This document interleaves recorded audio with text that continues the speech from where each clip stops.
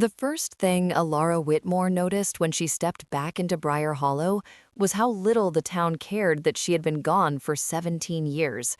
The same narrow road curved past the same shuttered diner and the same red brick post office, as if time had folded in on itself and decided she was irrelevant to its progress. The illusion of familiarity was unsettling. It made her feel like a ghost returning to haunt a life that had already moved on without her. She parked near the edge of town, cut the engine, and sat there longer than necessary, her hands resting on the steering wheel. The late afternoon sun cast long shadows across Main Street, softening the edges of buildings she once knew by heart. Somewhere, a church bell rang, its sound dull and distant. She wondered if anyone inside recognized the name Whitmore anymore, or if it had finally faded into something only old records remembered. Her mother's house stood at the far end of Riverbend Lane, exactly where it always had. White siding, green shutters, a porch that sagged slightly in the middle. Elara carried her single suitcase up the steps, each one creaking under her weight like a warning.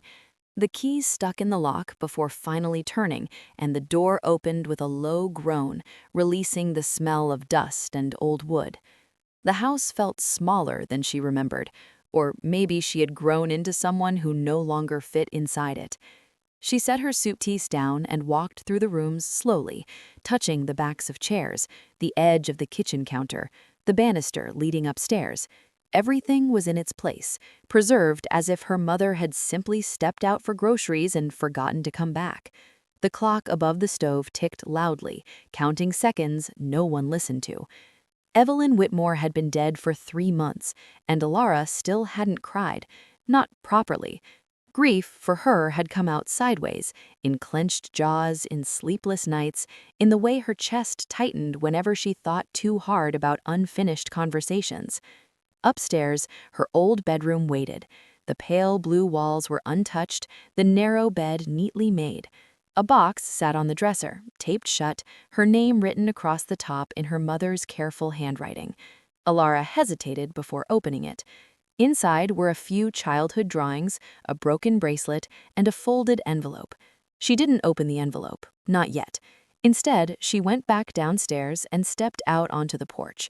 From there, she could see the river cutting through the trees at the edge of the property, glinting in the light.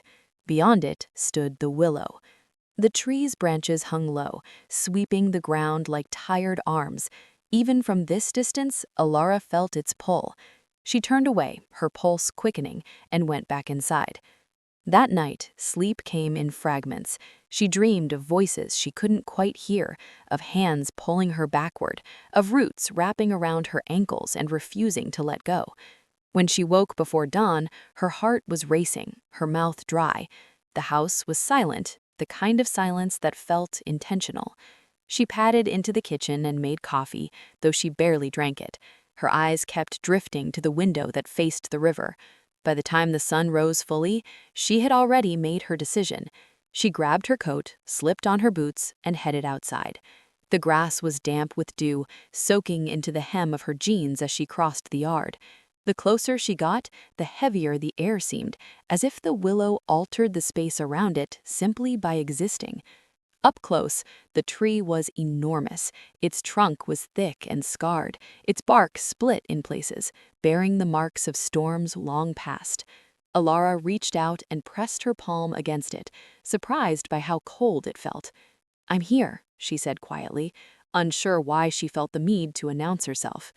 Memories stirred, her grandmother Margaret spreading a blanket beneath these branches, her voice steady as she told stories that never quite ended where they should. Margaret had died 2 years ago. With her went answers Elara hadn't known to ask. The letter came to her mind uninvited, the one she had finally opened the night before her return after weeks of ignoring it. "If you're reading this, it means I failed you in life, and I don't want to fail you in death. What you need to know is buried where the roots touch the river. I'm sorry it took me this long to find it." Elara swallowed and stepped closer to the riverbank, scanning the ground, her heart pounding louder with every second. She didn't know what she expected to find. A box, a body, proof of something unnamed but deeply felt. Her fingers hit metal. She froze, then dug faster, ignoring the ache in her hands. A small, rusted lockbox emerged from the earth, heavy with years. She dragged it free and sat back on her heels, staring at it like it might explode. The lock crumbled easily. Inside were letters, a journal, and a photograph. Elara picked up the photograph first. It showed 3 people beneath the willow: her grandmother, her mother, and a man she didn't recognize. He stood too close to Evelyn, his arm resting at her back in a way that made her stomach tighten. The resemblance was subtle but undeniable. The same eyes, the same curve of the mouth. Her breath caught. She opened the journal next. The handwriting was Margaret's, neat, controlled. We believed silence would protect her.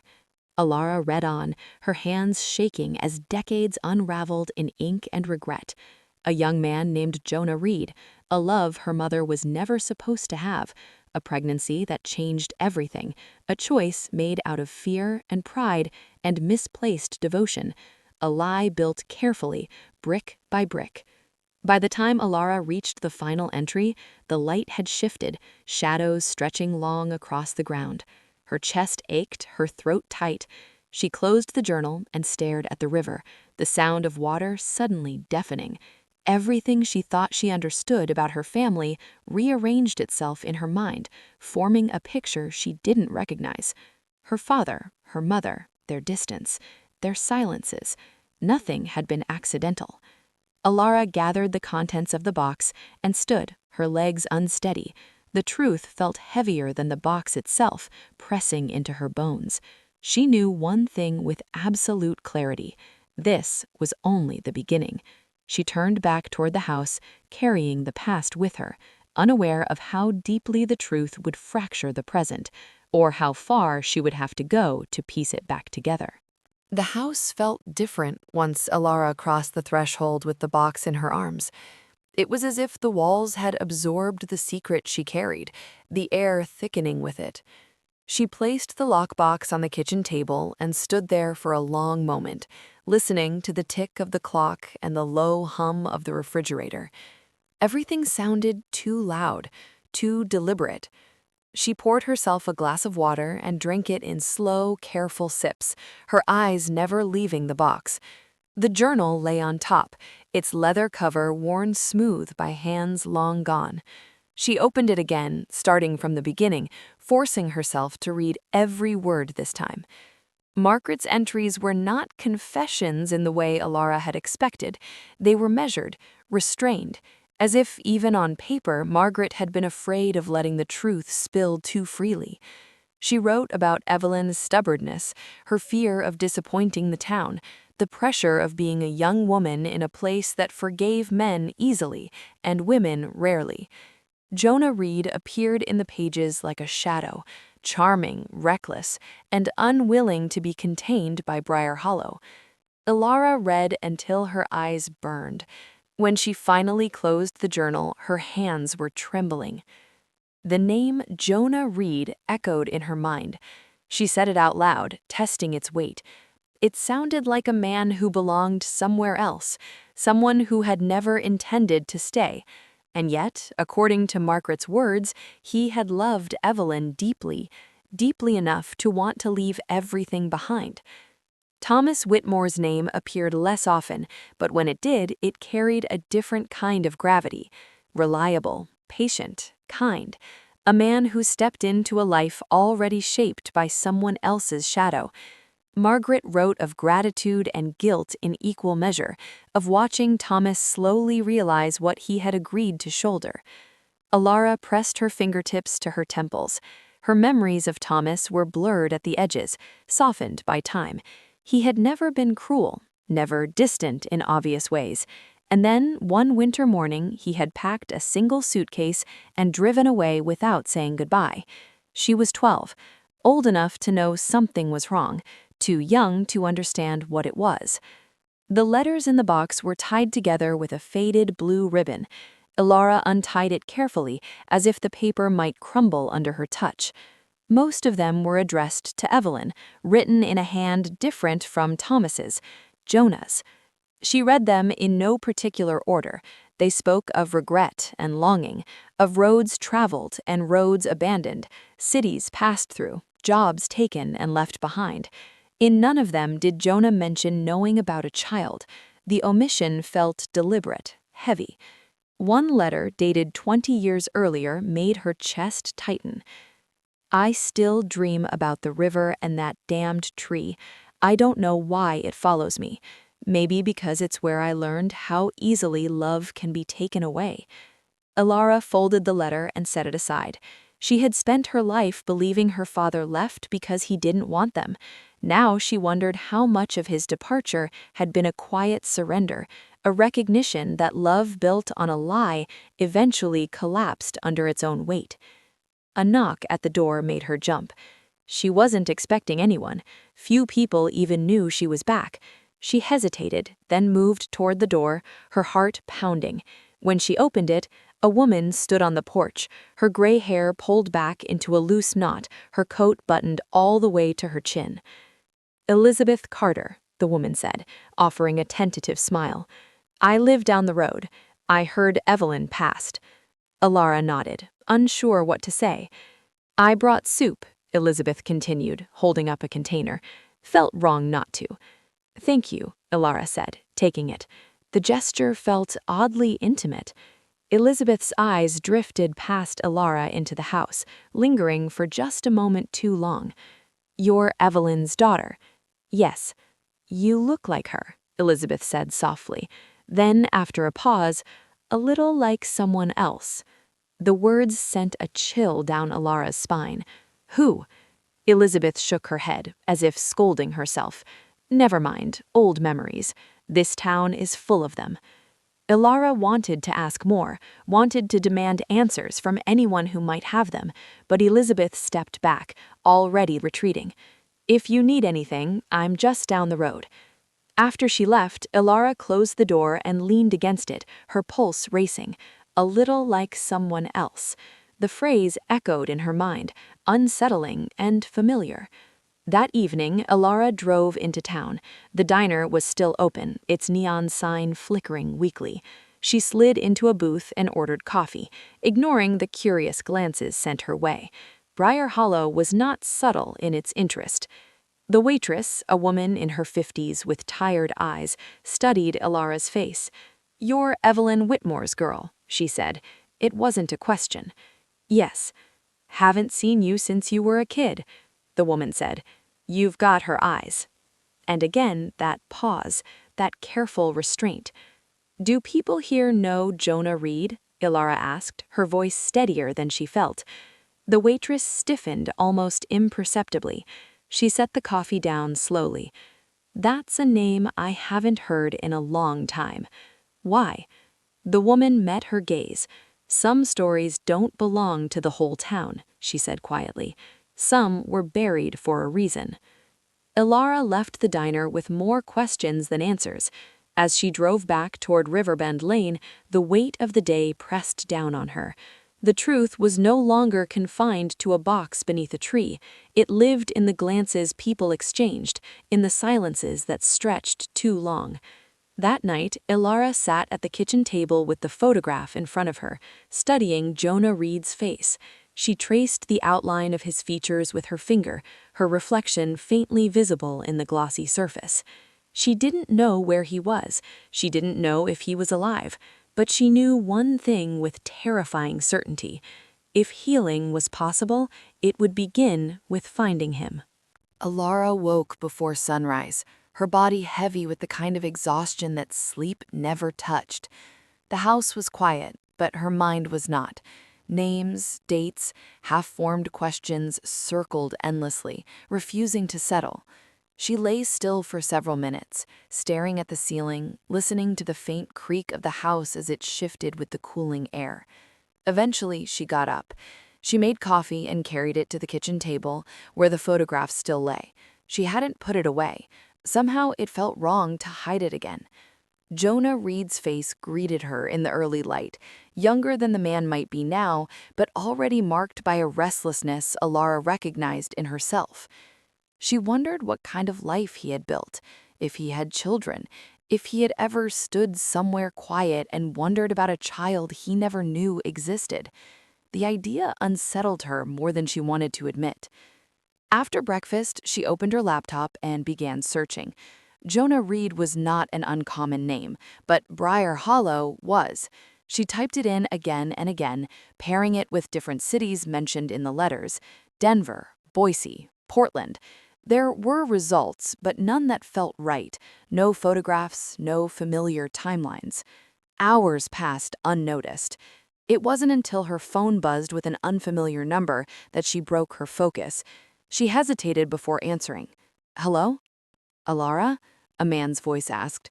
"This is Daniel Whitmore." Her grip tightened on the phone. "Uncle Daniel." "It's been a long time," he said. His voice carried a careful warmth, as if he were stepping across thin ice. "I heard you were back." "I am." "I thought you might be," Daniel said. "After Evelyn." There was a pause. Elara waited, sensing the weight of what went unsaid. "I was hoping we could talk," Daniel continued. "There are things you should hear. From me." Alara's chest tightened. "About what?" "About your father, and about the mistakes we all made." She closed her eyes. "When?" "Today, if you're willing." They agreed to meet at a small park on the edge of town, near the old train tracks. By the time Elara arrived, Daniel was already there, sitting on a bench, his hands folded neatly in his lap. He looked older than she remembered, his hair fully gray, his posture slightly stooped. He stood when he saw her, hesitation flickering across his face before he pulled her into a brief, awkward embrace. "You look like Evelyn," he said quietly. "So everyone keeps telling me." They sat. The silence stretched between them, thick and fragile. "I didn't know how to reach you after your father left," Daniel began. "And then when you moved away, it felt like the right time had passed." Elara studied him. "You knew?" Daniel nodded once. "Not at first, but I figured it out." She swallowed. "Did Thomas know?" "Yes," Daniel said. "Not right away. Margaret told him eventually. It broke something in him. He loved you, Elara. That part was never a lie." The words lodged painfully in her chest. "He stayed longer than he should have," Daniel continued. "For you, for Evelyn. But the weight of it all, it wore him down." "Why didn't he tell me?" Elara asked. Her voice cracked despite her effort to keep it steady. "Because he was afraid," Daniel said. "Afraid you'd look at him and see someone who didn't belong." Elara looked away, blinking hard. "Jonah tried to come back," Daniel added. Her head snapped toward him. "What?" "Once," Daniel said. "A few years after you were born, Margaret turned him away. She told him Evelyn had moved on, that there was nothing for him here." Elara felt something inside her fracture. "He never knew about me," she said, more to herself than to Daniel. "No," Daniel replied, "and Evelyn never forgave herself for that." They sat in silence again, the past settling between them like a third presence. "Do you know where Jonah is now?" Elara asked finally. Daniel headed his head. "I lost track of him years ago, but there was talk about him settling out west, California, maybe." California! The word felt impossibly far and yet suddenly close. "I need to find him," Elara said.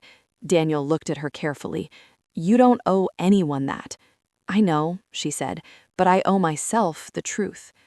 Later that afternoon, Elara returned to the house and packed a small bag. She didn't know how long she'd be gone. She only knew she couldn't stay and pretend nothing had changed. Before leaving, she walked down to the Willow one last time. The branches swayed gently in the breeze, indifferent to human revelations. "I don't know what you're hiding anymore," she said softly, "but I'm done being afraid of it." She turned away and drove toward the highway, the town shrinking behind her. Ahead lay uncertainty, questions without guaranteed answers. And somewhere, a man named Jonah Reed, carrying a past he didn't know had been waiting for him all along.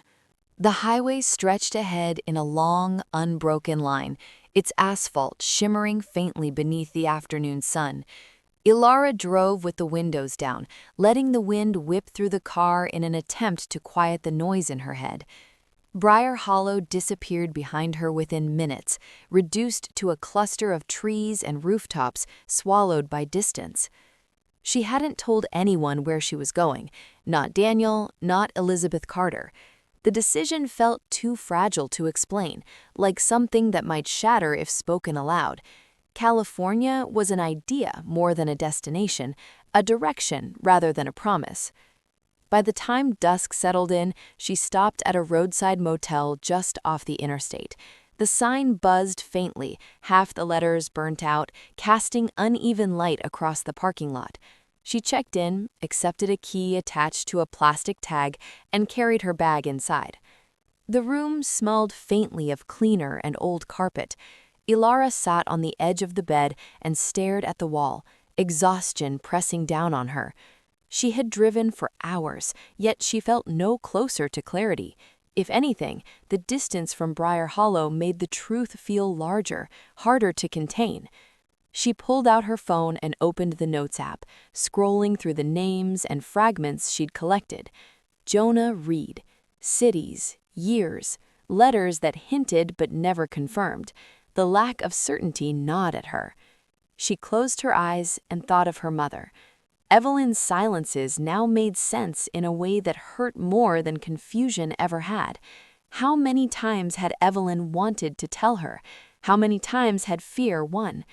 Sleep came fitfully. She dreamed of the Willow again, its roots stretching across the country, tangling around roads and buildings, pulling everything back toward it. In the morning, she woke to the sound of traffic and sunlight spilling through thin curtains. She showered quickly, dressed, and headed back onto the road. As the miles passed, she found herself replaying Daniel's words, searching for clues she might have missed. Jonah had tried to come back. That meant something. It meant he hadn't forgotten. It meant the past hadn't let him go either. Late that afternoon, she stopped at a diner outside a small desert town. The air inside was cool, the hum of conversation low and steady. She ordered lunch and listened absently to the radio playing behind the counter. A familiar name caught her attention. Reed. Her head snapped up, her heart racing, but the announcer moved on, the moment dissolving into coincidence. Elara exhaled slowly, embarrassed by the jolt of hope. She paid and left, the sky wide and cloudless above her. The vastness of the landscape unsettled her. It made her feel small, unanchored. That evening, she pulled over at a rest stop overlooking a stretch of desert glowing orange in the setting sun. She leaned against her car, arms crossed, watching the light fade. For the first time since leaving, doubt crept in. What if he didn't want to be found? What if the truth only caused more damage? Her phone buzzed in her pocket. An email notification. She opened it. Subject, R.E. Jonah Reed. The message was from an online record service she'd contacted the night before. Her pulse quickened as she read. Possible match located. Jonah Reed, age 62, last known residence, San Luis Obispo, California. Elara stared at the screen, her breath shallow. It wasn't certainty, but it was something, a thread she could follow. She sank into the driver's seat and closed her eyes, gripping the steering wheel. Fear and anticipation twisted together in her chest, inseparable. San Luis Obispo lay several hours away. She started the engine and merged back onto the highway, the road unfolding before her like a challenge. As night fell, she drove on, the darkness pressing in around her. Somewhere ahead, the past waited, not buried beneath roots this time, but walking freely in the open, unaware that it was about to be confronted. Elara kept driving, her resolve hardening with every mile. Whatever she found in California, she knew she could no longer turn back. The lights of San Luis Obispo appeared gradually, scattered across the hills like a constellation that refused to settle into a single shape. Elara slowed as she entered the city, her hands tightening on the wheel. The air felt different here, salt-tinged, lighter somehow, as if the weight she'd carried from Briar Hollow struggled to follow her this far west. She checked into a small hotel near downtown, too restless to care about comfort. After dropping her bag, she sat on the edge of the bed and stared at the wall, listening to the distant sound of traffic and voices drifting in through an open window. The name Jonah Reed echoed in her mind, stripped now of abstraction and memory. He was here, or at least he had been. The next morning, Elara started with public records offices, then moved on to libraries and online databases. Each lead pointed in roughly the same direction. Jonah Reed, once a contractor, later listed as a marine equipment technician, addresses changing every few years. The pattern felt familiar. Restlessness again. By early afternoon, she had an address that hadn't been updated in 5 years, a small house near the edge of town, not far from the water. She parked a block away and sat there, her pulse loud in her ears. The idea of knocking on a stranger's door and upending his life felt overwhelming. She forced herself out of the car. The neighborhood was quiet, lined with modest homes and neatly kept yards. Jonah's house, if it was still his, was a pale blue bungalow with a low fence and a weathered porch. Wind chimes hung near the door, clinking softly in the breeze. Elara stood there longer than she meant to, rehearsing words she wasn't sure she would use. Finally, she knocked. A woman answered. She was in her late 50s, her hair pulled back loosely, her expression wary but polite. "Yes?" "I'm sorry to bother you. I'm looking for Jonah Reed." The woman's face shifted, something unreadable passing through her eyes. "He used to live here. Do you know where I can find him?" Elara asked. The woman hesitated. "Who's asking?" Elara swallowed. "My name is Elara Whitmore. It's personal." The woman studied her for a long moment. "You should come in." Inside, the house smelled faintly of wood and sea air. The woman gestured for Elara to sit at the small kitchen table. "My name is Susan, Jonah's wife, or ex-wife, I suppose." Alara's chest tightened. "I didn't know." "Most people don't. We separated years ago. He's been living up north since then. Mendocino, last I heard." Another shift, another distance. He talked about Briar Hollow sometimes, not by name, just a place he never quite let go of. Elara reached into her bag and pulled out the photograph, sliding it across the table. Susan picked it up, her breath catching. "That's him, before everything hardened him." "He never knew about me," Elara said. Susan looked up, her eyes widening slightly. "You're—" "Yes." Susan leaned back, exhaling slowly.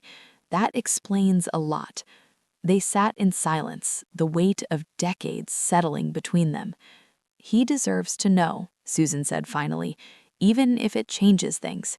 Elara nodded. "I know." Susan wrote down an address and slid it across the table. "He lives alone now. I don't know how he'll react." Elara folded the paper carefully. "Thank you." That evening, she walked along the shore, the ocean stretching endlessly before her. The waves rolled in and out, indifferent to human reckoning. She thought of Jonah, of Evelyn, of Thomas, all bound together by choices made long before she had a voice. Tomorrow, she would face the man whose absence had shaped her life. The thought terrified her, but for the first time, it felt like the truth was finally within reach. The drive north to Mendocino was quieter than Elara expected. The road curved along the coastline, cliffs rising on one side, the Pacific stretching endlessly on the other. Fog rolled in and out, softening the world into shades of gray and blue. It felt like traveling through a memory rather than a place, each mile pulling her further from the life she'd known and closer to something unrecognizable. She arrived in the late afternoon. Mendocino was smaller, slower, the kind of town that existed on its own terms. Wooden houses perched above the sea, their paint weathered by wind and salt. Elara followed the directions Susan had given her until she reached a narrow road that ended near the cliffs. Jonah Reed's house sat alone at the edge of it. It was modest, its porch facing the ocean, windows reflecting the restless water below. Elara parked and sat in the car, her heart pounding so hard she could feel it in her throat. This was it. There would be no unknowing after this moment. She stepped out and walked up to the door. Before she could knock, it opened. A man stood there, older than the photograph, but unmistakable. His hair was gray now, his face lined, but the eyes were the same, sharp, searching. "Yes?" he said. Elara's mouth went dry. "Jonah Reed?" He nodded slowly. "That's me." "My name is Elara Whitmore," she said. The words felt unreal as she spoke them. I think I'm your daughter." The silence that followed was vast. The ocean roared below them, waves crashing against rock, filling the space where words failed. Jonah stared at her, his face draining of color. He opened his mouth, closed it, then stepped back as if the ground had shifted beneath him. "That's not possible," he said, though there was no conviction in his voice. Elara reached into her bag and pulled out the photograph. This was taken in Briar Hollow, 42 years ago. His hands trembled as he took it. He looked from the image to her face and back again, something breaking open behind his eyes. "Evelyn," he whispered. He sank into a chair, the photograph slipping from his fingers. Elara watched him carefully, unsure whether to move closer or give him space. Jonah said hoarsely, "She never told me. I tried to come back. Her mother turned me away." "I know. She was afraid." Jonah laughed softly, the sound edged with bitterness. "We were all afraid." They talked for hours, on the porch, inside the small living room, as the light shifted and the fog thickened. Elara told him about her life, about Evelyn, about Thomas. Jonah listened, his expression a mix of wonder and grief. "I missed everything," he said quietly. "You didn't know. That matters." As evening settled in, Jonah poured 2 glasses of whiskey, his hands steadier now. "I don't expect forgiveness or anything at all, but I'm glad you came." Elara looked out at the ocean, its surface dark and restless. "So am I." When she finally stood to leave, Jonah walked her to the door. "Will you come back?" he asked. She hesitated. The question carried more hope than expectation. "Yes," she said. As she drove away, Elara felt lighter than she had in months. The truth was still painful, still complicated, but it was no longer alone with her. Behind her, Jonah stood on the porch, the past and present colliding, the future uncertain, but for the first time, open. Elara stayed in Mendocino longer than she planned. What was meant to be a single conversation became a series of quiet, tentative days, each one peeling back another layer of what had been lost and what might still be salvaged. She rented a small room above a bakery in town, waking each morning to the smell of bread and the distant sound of the ocean. Jonah moved cautiously, as if afraid any sudden motion might cause her to disappear. He asked questions, then stopped himself, then asked them anyway. Where had she grown up? What did she love? Did she have children? Each answer seemed to ground him further in the reality of her presence. They walked along the cliffs together, the wind sharp against their faces.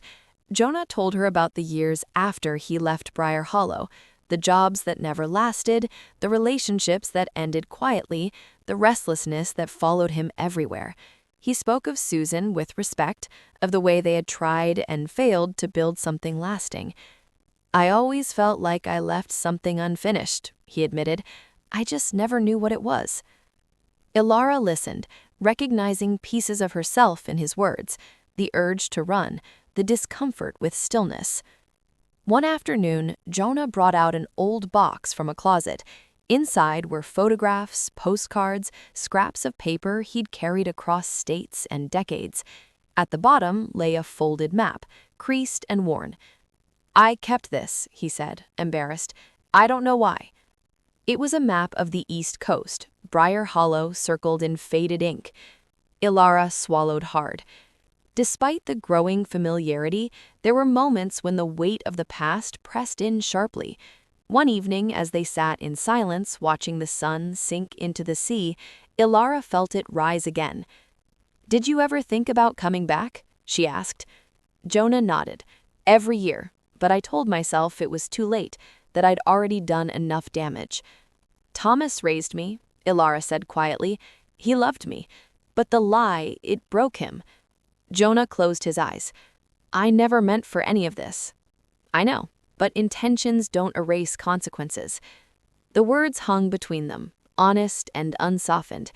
Jonah accepted them with a slow nod. That night, Elara dreamed of her mother for the first time in months. Evelyn stood beneath the willow, her expression softer than Elara remembered. She didn't speak, she only watched, as if waiting. When Elara woke, she knew she couldn't stay in Mendocino forever. Healing didn't mean replacing one truth with another, it meant holding them both. Before she left, Jonah asked if he could visit Briar Hollow someday. Not to claim anything, just to see it, to understand. Elara considered it. The town still felt raw, still heavy with ghosts, but hiding the truth had never protected anyone. "Yes," she said, "when the time is right." They hugged awkwardly, then more firmly. It wasn't a reunion shaped by years of shared memories. It was something quieter, more fragile, and perhaps more honest. As Elara drove south, the coastline fading behind her, she felt a strange sense of balance settle in. The past had not been rewritten, it had been acknowledged. And for the first time, she wondered what it might mean to move forward without carrying it alone. The drive back to San Luis Obispo was quieter than the journey north. Elara's mind churned with fragments of conversations, memories, and revelations. Mendocino felt like a place suspended in time, where the past had finally found her and allowed her to hold it close. But now, as the coastline faded behind her, the weight of unfinished business and Briar Hollow pressed forward again. She arrived at her motel in San Luis Obispo just before sunset. The sky was a canvas of pinks and oranges, the Pacific reflecting the light in shards that sparkled across the waves. Elara sat in her car for a long moment, staring at the horizon, her hands gripping the wheel. Somewhere out there, Jonah had been living with his regrets. She had confronted the past, but there were still truths in Briar Hollow that had not yet been faced. The next morning, she visited the small library downtown, hoping to trace more of her family history, anything that might fill in gaps she hadn't understood before. Dusty archives and brittle newspapers became her companions for hours. She found snippets of her grandparents' early years, Margaret's community involvement, and references to Evelyn's youth that she had never known. Each discovery painted a fuller picture, but it also emphasized the absence of someone who should have been there, Thomas. By mid-afternoon, she had received a call from Daniel. "Elara," he said, his voice cautious but warm. "I've been thinking, maybe it's time you come home. Not just Briar Hollow, but the house. There are things that need sorting out." Elara hesitated. "I don't know if I'm ready for that." "You never will be if you don't. You've already faced a lot of the past. Now it's time to deal with the rest, things only the town and the people there can give you closure on." The line went silent for a moment. Then Daniel said softly, "We're waiting for you." After the call, Elara walked along the streets, the rhythm of her steps in tune with her thoughts. She had faced Jonah, uncovered decades of hidden truths, and yet Briar Hollow loomed over her life like an unfinished chapter. The town had shaped her in ways she hadn't fully understood, and now it demanded her return. That evening, she returned to her motel and sat on the balcony, watching the ocean waves roll endlessly beneath the fading light. Her journal lay open beside her, the pages filled with reflections and notes, her handwriting messy with urgency.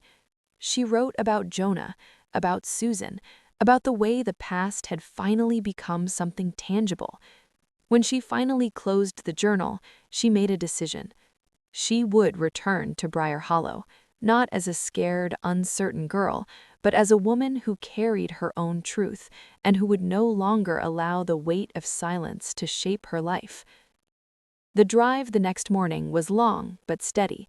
She didn't call anyone on the way. She didn't need reassurance. The road wound through rolling hills, past rivers glinting in the sunlight, and through forests thick with pines. Each mile was a step closer to confrontation, to reconciliation, to understanding. By the time the familiar skyline of Briar Hollow appeared on the horizon, her heart was a storm of anticipation and dread. The town had changed, but only superficially. The truths buried beneath the willow and the walls of her family home had not changed. She parked her car near Riverbend Lane and stepped out, taking a deep breath. The air smelled of wet earth and distant smoke from chimneys. The willow stood in the distance, silent and patient. Elara approached her mother's house slowly, her hand brushing the fence for support. She knew that inside, the echoes of the past waited, and this time she was ready to face them fully.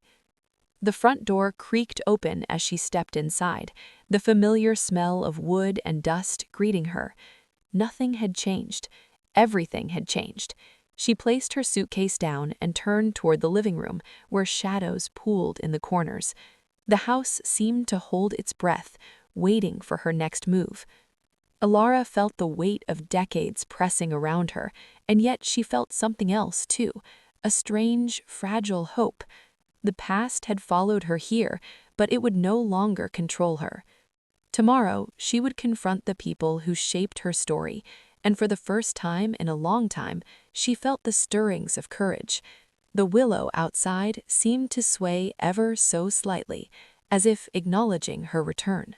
The morning sun filtered through the curtains, casting thin stripes of light across the hardwood floors of her mother's house.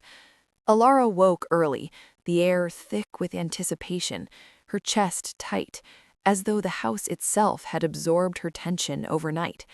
Today, she decided, she would confront the truths that had been waiting for her for decades. Not just Jonah's absence, not just her father's silence, but the entire chain of choices that had shaped her life. She started with the attic.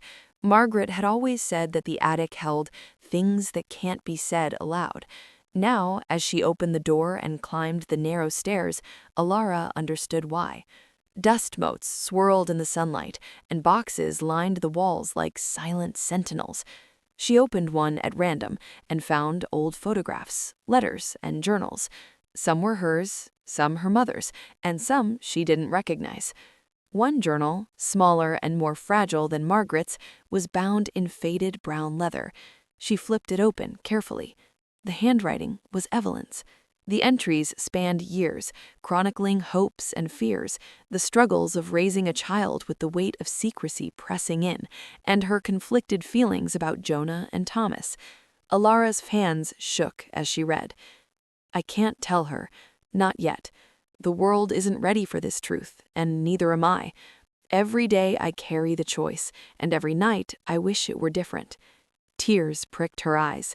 Evelyn had loved her fiercely, but fear had silenced that love, shaping a life of half-truths and quiet heartbreak. From the attic, she descended and made her way to the kitchen, carrying the journal.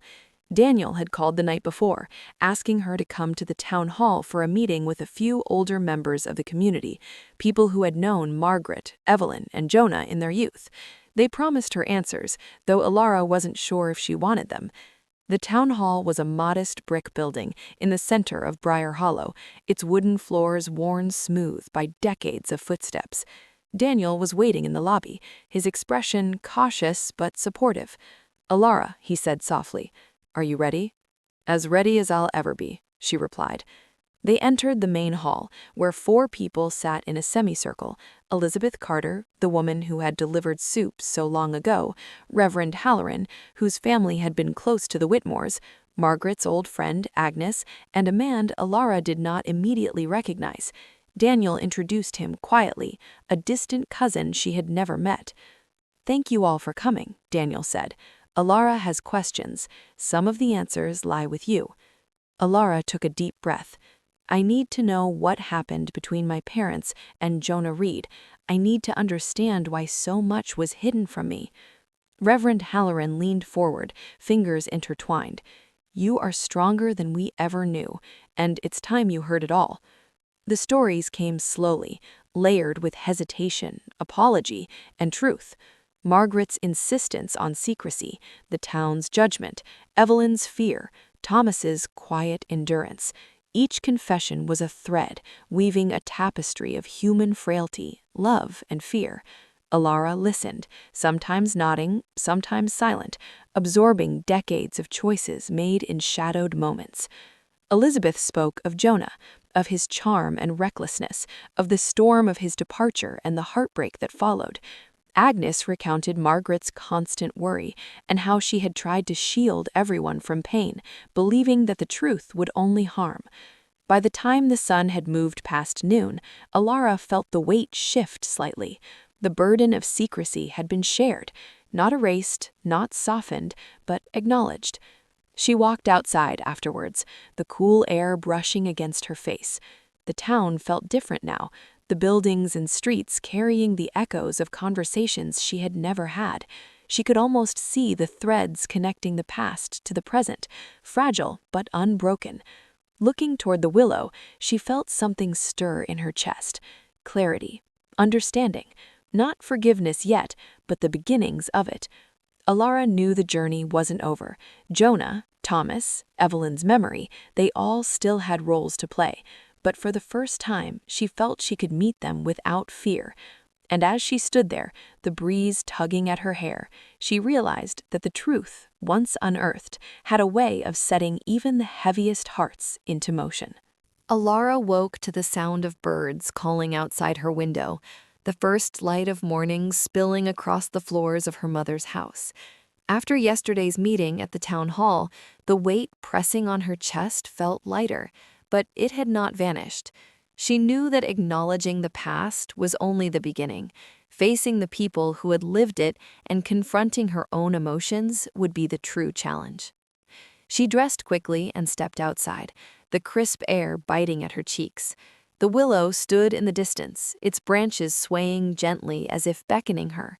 She hesitated, then walked toward it, carrying the brown journal she had found in the attic. The pages were filled with Evelyn's thoughts, confessions, and regrets. So many words meant to protect, yet revealing more than they intended. As she approached the base of the tree, Elara knelt and ran her fingers along the roots, feeling the rough bark beneath her palms. She thought of Jonah, of Thomas, of the tangled threads that had defined her life. She traced the initials carved long ago into the trunk, worn by time, M.E. plus J.R., symbols of a love that had shaped so much without ever fully belonging. A car pulled up, and Elara looked up to see Daniel stepping out. He approached quietly, nodding in greeting. "You wanted some time alone?" he asked. "I needed to be here," she said, "to understand." Daniel knelt beside her. "This tree has seen a lot," he said softly.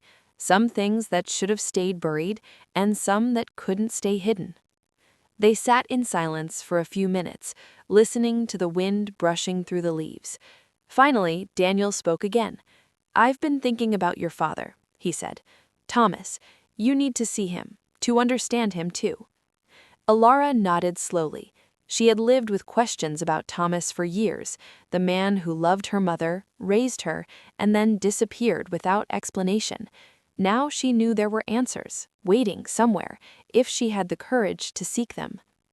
By mid-morning, she was on her way to the small town where Thomas had settled after leaving Briar Hollow. The drive was quiet, the road winding through forests and fields that reminded her strangely of her childhood. Memories came unbidden.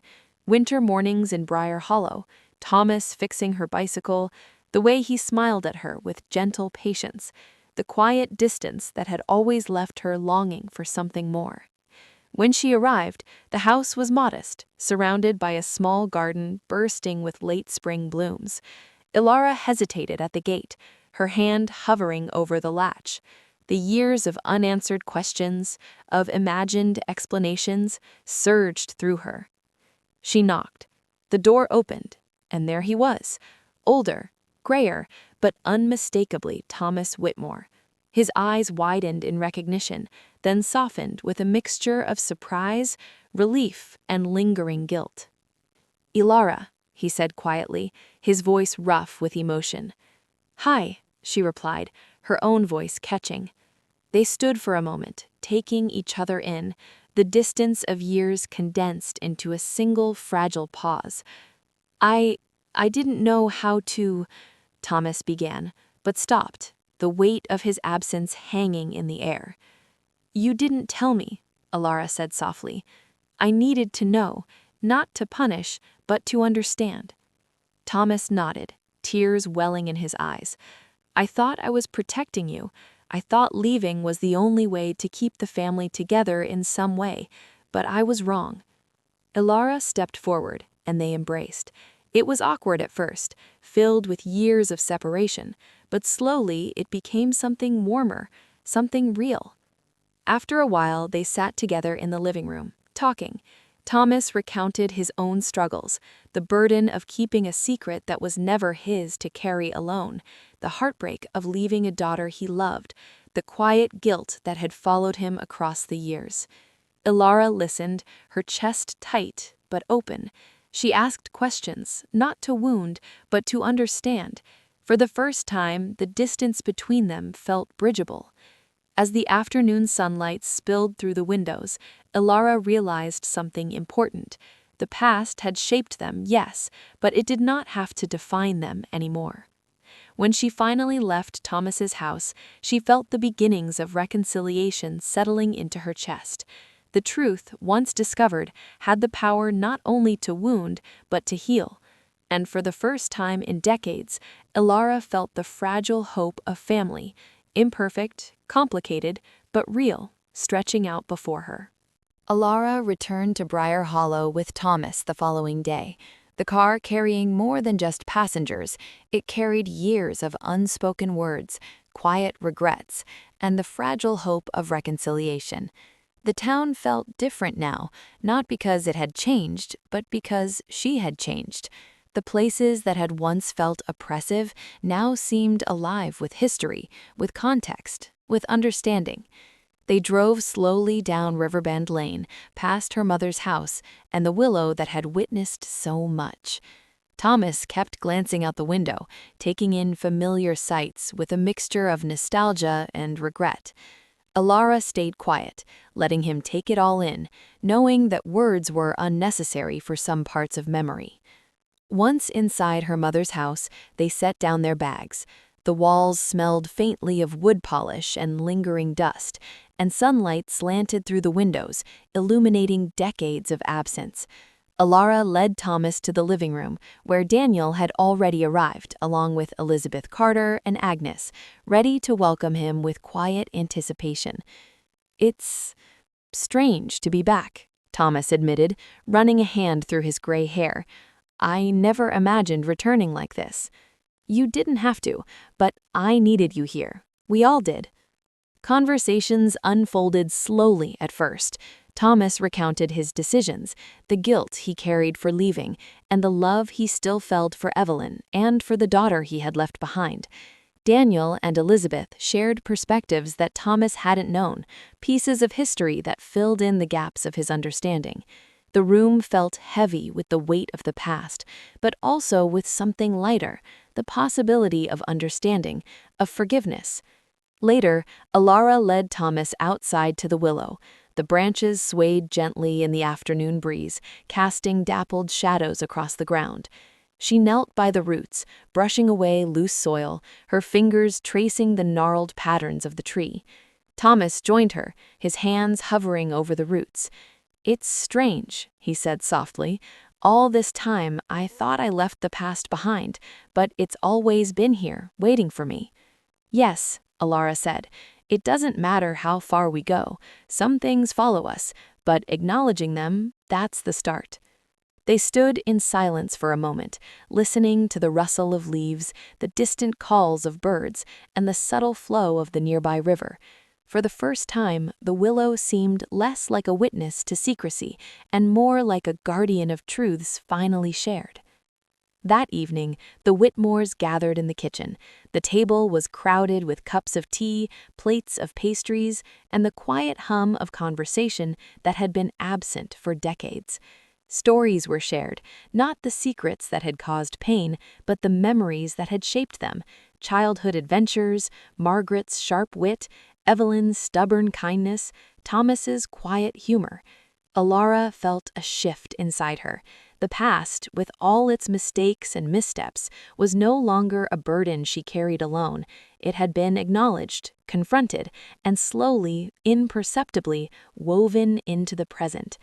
Before bedtime, she returned to the attic and added a note to Evelyn's journal. I understand now. I see the choices, the fears, and the love behind them. I forgive, not to erase the past, but to honor it. I carry it with me, but it no longer weighs me down. As she closed the journal and descended the stairs, she felt a quiet strength settling into her. The threads of family, once frayed and tangled, were beginning to intertwine again. And for the first time in years, Elara felt the fragile, undeniable truth that had always eluded her. Some wounds, once acknowledged, could finally start to heal. The morning air in Briar Hollow was crisp, carrying the faint scent of river water and damp earth. Elara woke with a sense of purpose she hadn't felt in years. After the events of the past week, the confrontations, the confessions, the tentative reunions, there was still more to be done. The past had been uncovered, but healing, she realized, required more than truth. It required action. She dressed quickly and made her way to the local library, carrying Thomas with her. The town's records, she knew, still held pieces of the puzzle. Documents, letters, and forgotten notes that might shed light on questions lingering in their minds. Thomas moved slowly beside her, his eyes taking in the familiar streets with quiet awe. Inside the library, the archivist greeted them with a warm, knowing smile. "Back for more history?" she asked. Elara nodded. "I think there's more we need to understand." Hours passed as they sifted through stacks of old newspapers, town meeting records, and correspondence. Elara discovered letters that detailed the community's reaction to Evelyn and Jonah's secret affair, the whispered judgments, the interventions by Margaret and other elders. Thomas found notes about decisions he hadn't been aware of, actions meant to protect, which had only compounded misunderstanding and distance. By late afternoon, they sat in a quiet corner of the library, papers spread around them. Elara folded her hands over the journals she had brought, feeling the weight of generations in her palms. "Do you see it now?" Thomas asked quietly. "I think I do. The choices weren't simple. Everyone acted out of fear or love, or both. It wasn't perfect, it wasn't fair, but now I understand why things happened the way they did." Thomas nodded, his gaze distant. "I've carried my own regrets for decades, and yet, seeing how you've pieced it all together, it feels like maybe some of that weight can finally be put down." They left the library as the sun dipped low, painting the streets in gold and shadow. The town, once oppressive and suffocating in its familiarity, now seemed alive with possibility. People waved or nodded as they passed. Neighbors who had once been distant now offered quiet acknowledgement of their presence. Elara and Thomas returned to the Whitmore house. She went to the porch, carrying the brown journal, and Thomas followed. They sat in silence for a long moment, listening to the rustle of the willow's branches. "I want to honor her memory," she said softly. "Margaret, Evelyn, everyone who tried to protect us in their own way, but I also want to make sure the mistakes of the past don't repeat themselves." Thomas put a hand on her shoulder. "That's the hardest part, turning understanding into action. But you're ready for it, Elara. You always were." She nodded, feeling a spark of determination ignite. The town's history was heavy with secrets, yes, but also with resilience. If they could confront the past, they could shape the future. That evening, Elara sat by the window, pen in hand, adding a new page to her personal journal. She wrote not just of discovery, but of intention, to rebuild connections, to mend relationships fractured by decades of silence, and to create a legacy that honored the truth without being bound by it. Outside, the willow swayed gently in the breeze, as if acknowledging her resolve. Elara looked at its twisting branches, at the roots that had carried secrets for so long, and felt a profound sense of alignment. The past had been reckoned with, the present held promise, and the future, still uncertain, was hers to shape. For the first time in years, Elara felt truly home. The quiet hum of the town settled around her like a protective embrace, a reminder that even after years of silence and secrets, the possibility of understanding and healing remained, and she intended to see it through. Elara woke before dawn, the soft gray light filtering through the windows of her mother's house. The town was quiet, still wrapped in the calm of early morning, but Elara's mind was active, buzzing with plans and possibilities. After the work of uncovering the past and reconciling with Thomas, she realized that there was still more to mend: relationships that had been strained, friendships fractured by old secrets, and community connections that had quietly frayed over the years. She made coffee and sat on the porch, watching the willow sway gently in the morning breeze. Its long branches brushed against one another, as if whispering encouragement. She traced the cracks in the porch railing with her fingers, thinking about the conversations she needed to have. By mid-morning, she walked to Elizabeth Carter's house. The older woman greeted her warmly, as if no time had passed. "I was wondering when you'd come by," Elizabeth said, leading her inside. "There's someone you should meet." In the living room sat a man Elara didn't immediately recognize. He was tall, with salt and pepper hair, and eyes that mirrored her mother's in their intensity. Elizabeth introduced him as Peter Callahan, a childhood friend of Evelyn's who had known the Whitmore family well. "You knew my mother?" Elara asked, curious. Peter nodded. "I knew Evelyn, yes, but more than that, I knew the family. Margaret, Thomas, even Jonah in his own way. I've been following the story quietly over the years." Elara listened as Peter recounted stories she had never heard: her mother's quiet acts of kindness, her father's private sacrifices, Jonah's attempts at redemption, and Margaret's relentless protection of her family. Each story filled in the gaps, adding color and depth to the black and white version of history she had carried in her mind. "You see," Peter said, "the past isn't just mistakes and regrets. It's also love, resilience, and the choices that brought you here. Don't let the shadows obscure that." Later, Elara visited Agnes, who welcomed her with a gentle embrace. Agnes had been a family friend, almost an aunt, and her stories were filled with warmth and a candid acknowledgement of the pain that secrecy had caused. Through these conversations, Elara began to understand the interconnectedness of her family's story with the broader fabric of Briar Hollow. By evening, she returned home, her heart heavy with emotion, but lighter than it had been in years. She went to the Willow, carrying the small journal she had begun to fill with her reflections. Sitting beneath the tree, she wrote, "The past is not just mine to carry. It belongs to all of us who lived it, and to those who continue to seek understanding. I am beginning to see the threads that connect us, and I'm learning how to honor them without letting them control me." Thomas joined her shortly after, settling beside her on the grass. Together, they watched the sun dip below the horizon, casting long shadows and painting the sky in shades of amber and gold. "You're doing more than just reconciling with the past," Thomas said quietly. "You're weaving it into something that can sustain the future." Elara nodded, feeling the truth of his words.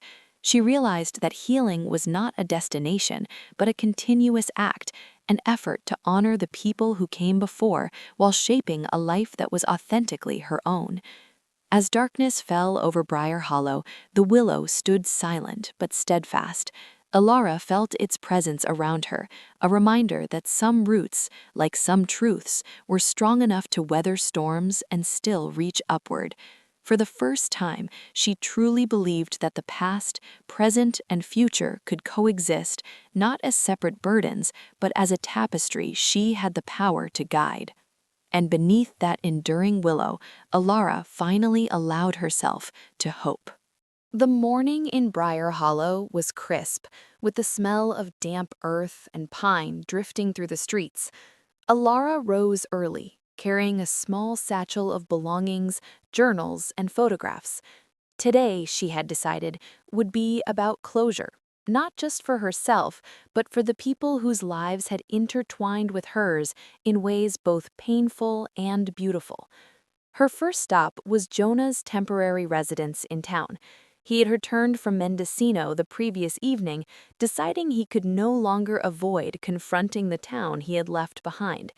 He met her outside, his expression guarded, though there was a spark of anticipation in his eyes. "I've been thinking about today," Elara said, as they walked slowly toward the center of town. "I want to face it all, the people, the places, the memories. I can't change the past, but maybe we can honor it." Jonah nodded. "I've avoided this town for decades, but I think it's time." Their first visit was to Old Schoolhouse, where Evelyn had once worked. Teachers, former students, and community members who had known her gathered quietly, aware that something significant was unfolding. Jonah listened as they spoke of Evelyn's kindness, her quiet strength, and the choices she had made under the weight of expectation and secrecy. Elara felt tears prick at her eyes, recognizing her mother not just as a figure of her own childhood, but as a woman who had lived, loved, and struggled fiercely. Next, they visited Margaret's grave, a small shaded plot under an oak near the outskirts of town. Elara knelt and traced the letters on the headstone, whispering words she had carried for years. Jonah stood behind her, hesitant yet respectful, as if acknowledging the weight of generations he had helped shape and disrupt. "I never told her I was sorry. I wish I had." Elara reached out and touched his arm. "We can honor her now, together." By afternoon, they walked through Briar Hollow's main street, visiting familiar landmarks, the diner, the riverbank, the Willow. People they passed offered nods of recognition, some quiet smiles, and others curious glances. The town, long silent and watchful, seemed to respond to their presence, accepting the reckoning that had finally arrived. Back at the Willow, they paused. The tree had stood witness to decades of hidden truths, heartbreak, and fleeting joy. Elara knelt and pressed her palm to the roots. Jonah joined her, kneeling beside her. Together, they placed letters, photographs, and mementos into a small, waterproof box, a time capsule of sorts, a testament to the lives intertwined with love, mistakes, and resilience.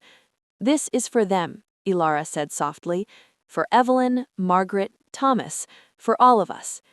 Jonah nodded, a mixture of relief and sorrow washing over him. "And for us," he added, "so we don't carry this alone anymore." The sun began to set, casting long shadows across the willow's branches. Elara stood, feeling the weight of decades slowly lifting from her shoulders. The past had been confronted, truths had been spoken. Forgiveness, though not complete, had begun its work. As they walked back toward town side by side, Elara realized that the journey she had started alone was ending with connection, understanding, and the quiet promise of healing. The wounds of the past were not erased, but they no longer dictated the shape of her life. And beneath the enduring branches of the willow, Briar Hollow felt whole, not because the past was perfect, but because it had finally been faced. The morning sun rose gently over Briar Hollow, painting the town in warm golds and soft shadows. Elara stood on the porch of her mother's house, the air crisp and fragrant with spring blooms. She breathed deeply, feeling the weight of the past, present, and future settle together into something she could finally hold. The past few weeks had been transformative, confronting Jonah, reconnecting with Thomas, speaking with Daniel, Elizabeth, and Peter, and revisiting the town she had once called home. All of it had brought her to this point. The truths that had been buried for decades were now acknowledged, not just in memory, but in action. She had faced them, embraced them, and begun to weave them into her own story. Thomas emerged from the kitchen, holding 2 mugs of steaming coffee. "Morning," he said softly.